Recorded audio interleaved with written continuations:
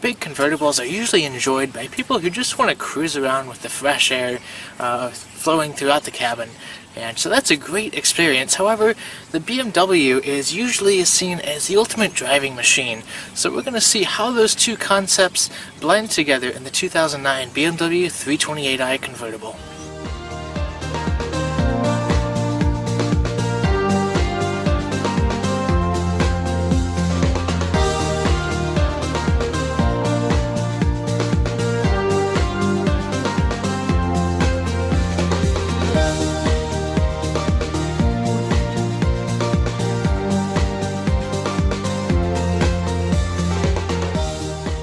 Convertibles like this always have a good sense of style, and that's no exception with the 328i.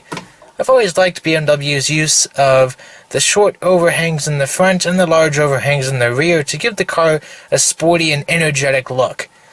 Also around the back, it's nicely finished off with the wide tail lights, and I like how the dual exhaust tips are placed off to the side. It looks really nice, and up front you have the optional xenon headlamps and the chrome kidney grills. So it's just a really good looking car, and it just has such a nice sense of design to it. Okay, here we are inside the 328i, and I have to say the interior is really good. So when you sit down in the car, you first notice the seating position, and it's on the low side, but nothing in the inside comes up really high, so you can still see out really well, while that low seating position gives you that sporty feel, which is really nice. And when you're sitting behind the wheel, gripping onto the wheel itself is a really nice, confidence-inspiring feeling because the wheel is on the smaller side and the rim is pretty large, so it gives you a good, confident feel, which is really nice. Makes you feel safe and in control of the car. Also, the gauges are very easy to read, and it's typical BMW style, where you have the two main gauge pods there with all the white lettering and everything. So it's a really nice looking instrument cluster. There's a small trip computer on there, but it's pretty minimalistic, and just gives you kind of the basic information, which is pretty cool. In the center of the car here, we have BMW's iDrive system, and I've only been using it a little bit here and there, and I have to say I'm really not a fan. So the graphics aren't bad for a system that's now 6 years old, given that this car is a 2009. However, it's kind of confusing to use. So I've been using it a little bit, and I still can't figure out how to tune the radio station. I can go through the presets perfectly fine, but I can't figure out how to tune the radio to whatever station I want. And every time I restart the car, it defaults back to the CD player, even though I instantaneously switch it back to FM and leave it on FM. So that's kind of annoying, and I'm not really sure why it's doing that. Also on the navigation screen, it is possible to have the navigation side by side with the radio, but I don't dare try to figure that out, partially because I can't, and secondly, if I mess with it long enough to figure that out, I know that I won't be able to get it back to just the radio screen. So this is a kind of odd system to use if you're not used to it. And also on the map, the way you just turn the dial to zoom in and out just seems really backwards to me. So there's also no backup camera. You would think that with such a large screen like that in a car that's kind of hard to see out the back of, that you would have a backup camera given the price of this car and how relatively new it is, but that's not a feature that's included on this vehicle. So that's a little bit weird. But I do like the wide screen of the system, and it's nicely tucked into the dash there with this big shroud, so you don't get a lot of glare on it, which is really cool. And I like how it's not just sticking up straight out of the dash like it is on the newer 3 Series. So that's really nice. Just below that you have some air vents, and the dash is nicely trimmed off with this dark wood grain. Now you can get the aluminum trim, but I prefer the wood grain. I think with the black interior it just really gives it a rich, classy look. So that's nice. And of course you have your push button start, and also you have dual zone automatic climate control, and it's very easy to use. There's just 2 temperature knobs, there's an auto button, a fan speed, and you can manually adjust the zones if you want, but there's really no reason to do that. It also has a unique rest feature, which will keep the climate control running for I think 15 minutes after you shut off the car. So if you're going inside somewhere just to run a quick errand, it'll keep the car either warm or cool, whatever. So that's really cool, actually. I like that a lot. One thing that I do notice is missing is there's no way to sync the 2 zones. So if you're just here as the driver, there's no way to control the entire system with one knob. You have to switch both sides manually, which is kind of odd. And then just below that, we do have some physical buttons for the radio. We have this really small volume knob, and then we have our preset buttons, but there's only 6 preset buttons, and there's way more than 6 presets stored in the system, so I'm not sure why that is. And then there's also a button with 2 arrows on it, which I thought would seek the radio or tune the radio, but no, it just cycles through the presets. So there's a big emphasis on preset stations on this system, and I'm not exactly sure why that is. And even though you can put like 20 different presets in here, there's only 6 buttons to switch through the presets. So I'm really confused by this entire infotainment system altogether. But on the center console here, we do have, of course, the shifter, and we also have some more controls for the iDrive system. So it's kind of scattered throughout the cabin a little bit, because you have it on the center console and then on the center stack, but you have this wheel that you can scroll with, and you can move it up and down. You can also push it as a button, and then you've also got some hard keys here for the CD player, the radio, navigation, telephone, stuff like that. But I do like the placement of it, because when you're resting your arm on the armrest, it just kind of naturally falls into place with where your hand rests, right behind the shifter. So it's a nice placement, and you do have some controls on the steering wheel as well for the presets and the volume. So it's a nice setup in here. I really like it. And I have to say that all the buttons and knobs in this car feel really well made. So you have everything on the climate and the radio and everything. It just feels very high quality. This car has 86,000 miles on it, and I have not come into contact with a single button or knob or lever or anything like that that I think feels cheap or worn out. So that's a really big statement to say for a car with this many miles on it. Usually luxury cars kind of start to fall apart a little bit with time, but this car just seems to have held up really well inside here. So there's lots of nice materials and just high quality finishes like that.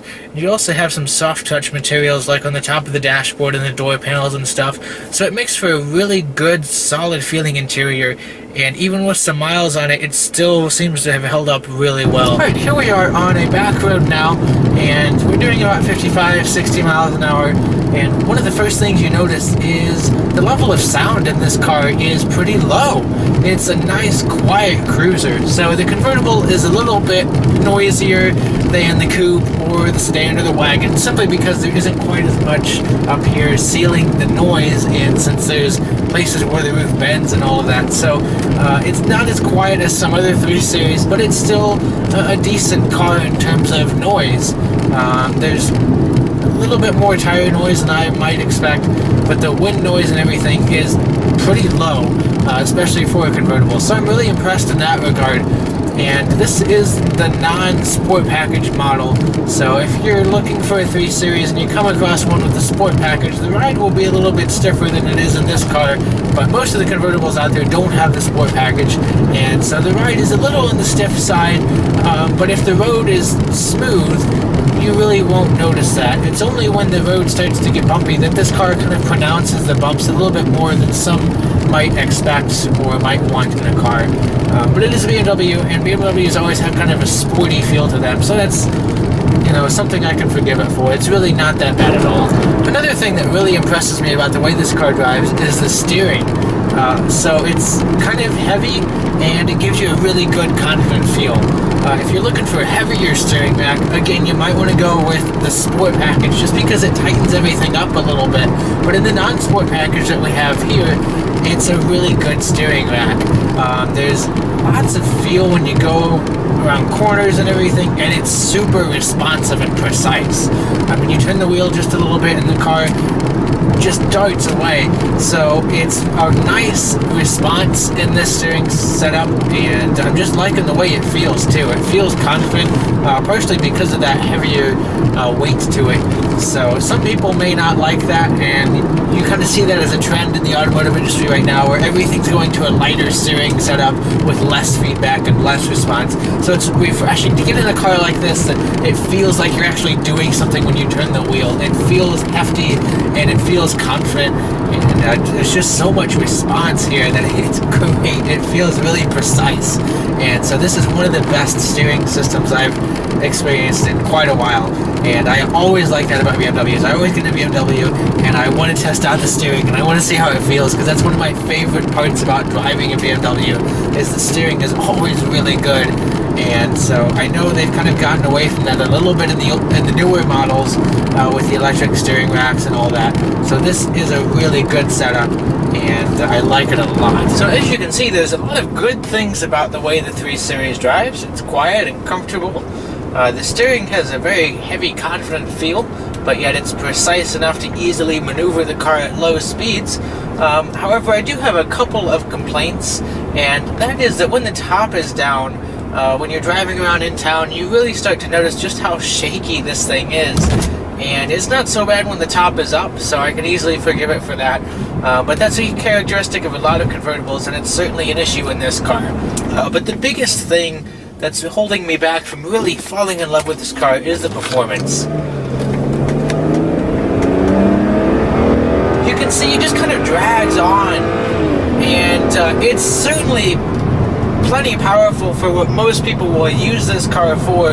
But if you're thinking that this is a two-door BMW, it's rear-wheel drive, it's going to be fast, you are going to be pretty disappointed.